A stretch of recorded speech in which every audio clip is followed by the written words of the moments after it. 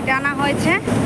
তো কাঁচ ধান হাতে কেটেছে, হাতে কাটার পর এটা জাস্ট ওরকম মেশিনে ঝরানো হচ্ছে। এবার এটা দিয়ে মেশিনে মাঠ থেকে ঝরানো হতো, তাহলে এই খড়টা মাঠে, এই খড় মাঠে পড়ে থাকতো, এই খড় বাড়িতে আসতো না। ঠিক আছে, তো এদের যেহেতু খড়টা প্রয়োজন, তার জন্য বাড়িতে এনেই খড়টা মানে ধানটা ঝরানো হচ্ছে। তাই এরকম ধানটা বেরোচ্ছে।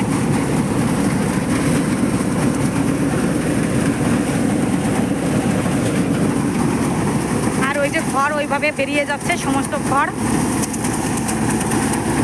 এইটা জাস্ট একটা ট্রাক্টরের সঙ্গে মেশিনটা ফিট করে দেওয়া আছে।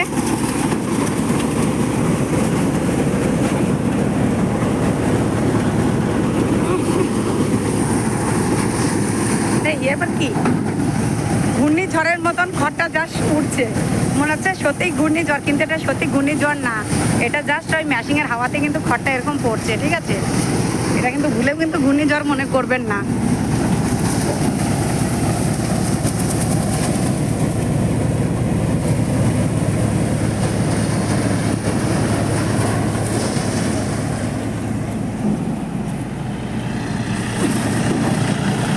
প্রচণ্ড ধুলো, নাক ফাঁক ভর্তি হয়ে গেল। ওই এইরকম শুধু দিতে হবে, এরকম শুধু দিতে হবে, আর ওইদিকে বেরোবে।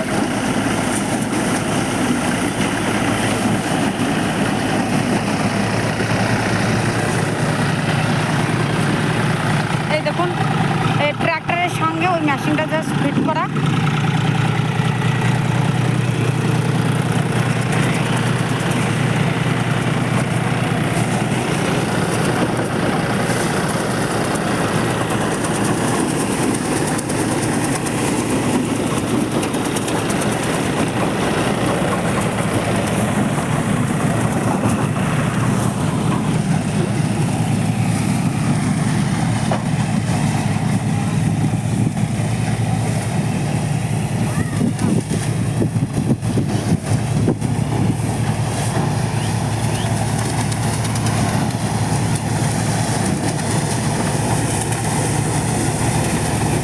এইদিকে খড় বেরিয়ে যাচ্ছে, কিন্তু ধানটা ওইদিকে বেরোচ্ছে না।